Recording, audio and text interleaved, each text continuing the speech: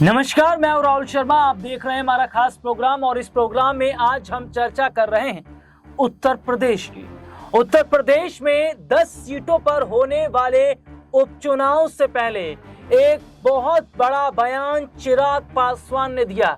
प्रधानमंत्री नरेंद्र मोदी के हनुमान चिराग पासवान क्या बीजेपी से अलग होने का काम कर रहे हैं या अपनी पार्टी को विस्तार देते नजर आ रहे हैं?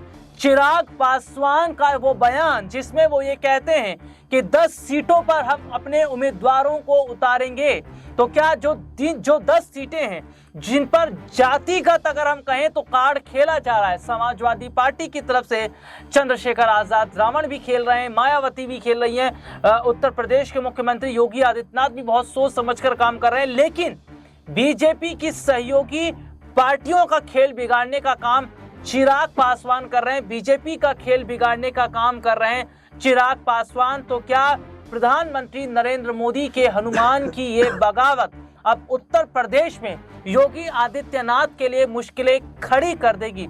इसी मुद्दे पर हमारे साथ बातचीत करने के लिए मौजूद हैं हमारे खास सहयोगी अमन सर। अमन सर, बहुत बहुत स्वागत है सर इस प्रोग्राम में आपका।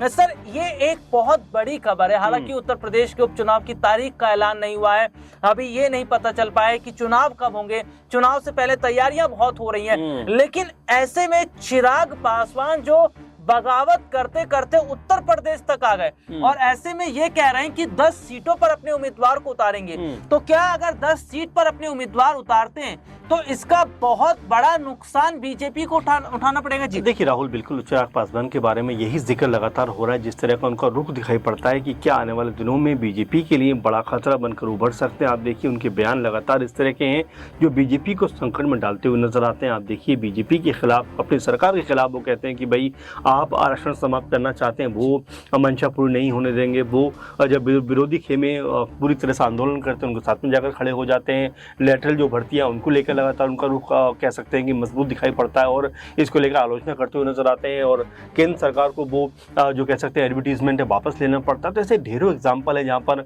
ऐसा लग रहा है कि चिराग पासवान ने ठान रखा कि भाई बीजेपी के साथ तो हैं, लेकिन बीजेपी के साथ होकर भी हर एक बात उनकी वो नहीं मानेंगे। और देखिए उत्तर प्रदेश की जहाँ तक बात कर रहे हैं, देखिए जाहिर बात है कि हर एक को हक है कि अपनी राजनीति को चमकाने का, अपनी राजनीति को आगे बढ़ाने का। और चिराग पासवान भी लगातार इस प्रयास में। आपको मैं जरा सा चीज याद दिलाना चाहूँ कि जब एनडीए से एक तरीके चिराग पासवान का जो है उतनी बेहतर तालमेल नहीं हो पा रहा था, तब कह सकते हैं कि इंडिया गठबंधन ने उनको 9-10 सीटों का ऑफर दिया था, इसमें कुछ सीटें जो है उत्तर प्रदेश की भी थी। तो यहाँ पर आप समझ सकते हैं कि चिराग पासवान की नजर जो है वो लगातार उत्तर प्रदेश पर बनी हुई है। जी, और देखिए बहुत बारीकी से सर ने ये बताया कि किस तरीके से चिराग पासवान की जो नजर है वो 10 सीट पर है। और आप ये समझिए कि चिराग पासवान जो कि दलितों का एक बड़ा चेहरा है और उत्तर प्रदेश में वैसे ही दलितों के 2 बड़े चेहरे पहले से मौजूद हैं, एक बसपा सुप्रीमो मायावती, दूसरा नगीना से सांसद चंद्रशेखर आजाद रावण,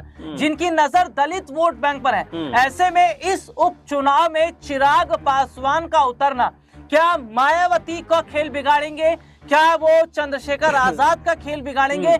लेकिन उत्तर प्रदेश में अगर उतर रहे हैं तो क्या योगी आदित्यनाथ के लिए ये कुछ फायदा होगा या चिराग पासवान जो है वो कहीं ना कहीं अगर अपनी पार्टी का जो विस्तार कर रहे हैं, ये आने वाले समय में बीजेपी के लिए सिरदर्द बनने देखिए जाहिर बात है कि अगर चिराग पासवान उत्तर प्रदेश में आ रहे हैं तो बिल्कुल उनकी मंशा कहीं ना कहीं जरूर होगी कि भाई कुछ एक सीटों पर अपने आप को मजबूत किया जाए। उत्तर प्रदेश में 10-12 सीटों के ऊपर उपचुनाव होने वाला है, तो ऐसे में अगर उम्मीद के साथ में चिराग पासवान उत्तर प्रदेश में आ रहे हैं तो ये मानकर चलिए कि यहाँ पर बीजेपी के सामने वो चुनौती खड़ी कर सकते हैं। साथ में इसके अलावा आपने बसपा का जिक्र किया, आजाद का जिक्र किया, कई लोग हैं जो दलित राजनीति कर रहे हैं, लेकिन जिस तरह से अभी कैसे चिराग पासवान का रुतबा बड़ा है, मंत्री भी है, 5 सांसद भी उनके पास हैं, तो जाहिर बात है कि उत्तर प्रदेश में अपने आप को बड़ा करने के लिए वो निकल पड़े हैं। और ऐसे में अगर उनको 1-2 सीटों पर सफलता मिलती है तो उत्तर प्रदेश में ही मजबूती के साथ में आगे बढ़ते हुए नजर आएंगे। जी बिल्कुल, देखिए सबसे बड़ी बात है उत्तर प्रदेश में जिन 10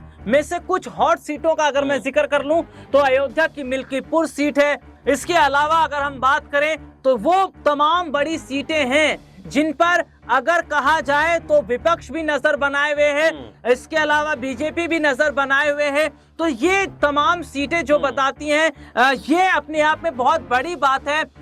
फूलपुर जैसी सीट है, गाजियाबाद सदर जैसी सीट है, और शिवपाल यादव को जिस तरीके से कटिहारी से जिम्मेदारी दी गई, तो ये तमाम चीजें बताती हैं सर कि ये एक कहीं ना कहीं इस उपचुनाव को इस हिसाब से भी देखा जा रहा है कि आगामी विधानसभा चुनाव भी जीतना है। जी देखिए, जाहिर बात है, आपने बड़ा महत्वपूर्ण जिक्र किया। पूर्वांचल कुछ सीटें हैं, उसमें जरूर चिराग पासवान की नजरें होंगी, और उसके अलावा अगर हम देखें तो पश्चिम उत्तर प्रदेश की कई सीटें ऐसी हैं जहाँ पर चंद्रशेखर आजाद जो हैं वो लगातार नजर बनाए हुए। वहीं अगर यहाँ पर चिराग पासवान उतरते हैं तो कहीं ना कहीं जो दलित वोट बैंक है उसमें वो सेंधमारी कर सकते हैं। सबसे बड़ा खतरा इस समय आजाद के लिए हो सकता है, क्योंकि बसपा तो वैसे अपनी जमीन बनाने में लगी हुई है। तो ये जो लड़ाई है बेहद दिलचस्प होती हुई नजर आ रही है, क्योंकि चिराग पासवान का आना बीजेपी के लिए भी कहीं ना कहीं घाटे का सौदा हो सकता है, क्योंकि अगर वोट शेयरिंग की बात आएगी तो यहाँ पर चिराग पासवान कहीं ना कहीं बीजेपी के जो वोट हैं वो काटते हुए नजर आएंगे। और देखिए, एनडीए का अब ये रुख देखने को मिल रहा है कि एक जगह पर अगर आपका गठबंधन है और दूसरी जगह अगर आप जाते हैं तो आप खुलकर चुनाव लड़ सकते हैं, और यही कुछ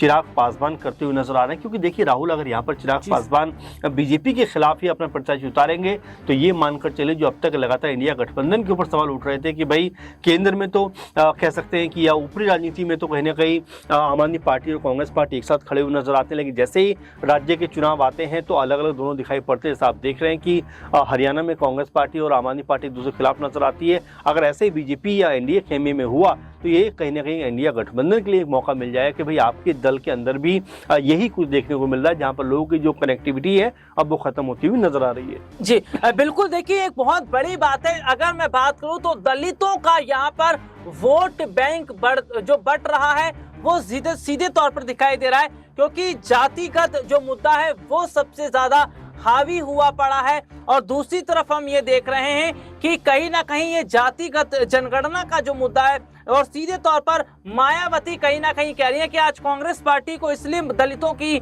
पिछड़े लोगों की याद आ रही है क्योंकि उन्हें वोट चाहिए। आपकी सरकार 70 साल थी, लेकिन आपने दलितों के लिए, आपने पिछड़े वर्ग के लोगों के लिए कोई काम नहीं किया। तो ऐसे में अपने दर्शकों को बता दूं, क्या चिराग पासवान जो एक बड़े चेहरे अब धीरे धीरे बनते नजर आ रहे हैं, सर क्या वाकई पार्टी का विस्तार करना चाह रहे हैं चिराग पासवान, या कहीं ना कहीं वो खुद को आजमा रहे हैं कि उनका अन्य राज्यों में उनकी पार्टी का क्या हाल रहेगा? देखिए बिल्कुल, और दूसरी बात ये भी राहुल, अगर यहाँ बड़े उसमें समझे हम लोग पूरे सिनेरियो में, तो यहाँ पर उनको ये पता है कि पशुपति पारस लगातार बीजेपी के टच में, चाचा है उनके, उन्होंने उनकी पार्टी को कहीं ना कहीं अलग थलग किया था। और यहाँ पर जो कह सकते हैं पासवान ने कई बार ये बात कह चुके हैं कि भाई मैंने अपनी पार्टी को शून्य से शुरू किया है और यहाँ तक पहुँचा हूँ। तो उनको ये डर है कहीं आने वाले दिनों में भी कुछ ऐसा होता हुआ नजर ना आ जाए। आपको अगर याद हो कि बीते दिनों भी हमने देखा कि 3 लगभग सांसद ऐसे थे जो बीजेपी के टच में बताए जा रहे थे। तो ये जो तमाम बात है, इसको देखते हुए चिराग पासवान जाहिर तौर पे अपनी जो पार्टी को फैलाव देना चाहते हैं, ताकि उत्तर प्रदेश में भी उनके विधायक नजर आए, उत्तर प्रदेश में भी कहने की उनकी पार्टी मजबूत दिखाई पड़े, और उत्तर प्रदेश समेत तमाम जो भी राज्य हैं वहां पर जाकर जो दलित कह सकते हैं वोट बैंक है वो अपने लिए स्थापित कर सकें, बना सकें। क्योंकि देखिए, जब तक आप राज्य से निकलेंगे नहीं, आपकी पार्टी को एक तरीके नेशनल स्तर पर पहचान नहीं मिलेगी। चूंकि अब चिराग पासवान को कह सकते हैं कि हर मीडिया कहने की पूछता हुआ नजर आता है, उनकी जो है बाइट्स निकल के सामने आती है, उनके इंटरव्यूज सामने निकल कर आते हैं। तो ये बताता है कि अब वो बड़ा कद कहने के बना रहे हैं। और जाहिर बात है, उत्तर प्रदेश में अगर वो आते हैं, उत्तर प्रदेश में अगर कुछ हद तक वोट ले पाते हैं तो ये उनके लिए सबसे बड़ी जीत हो सकती है। वही बीजेपी के लिए मुझे ऐसा लगता है परेशानी का सबब होने वाला है, क्योंकि पहले ही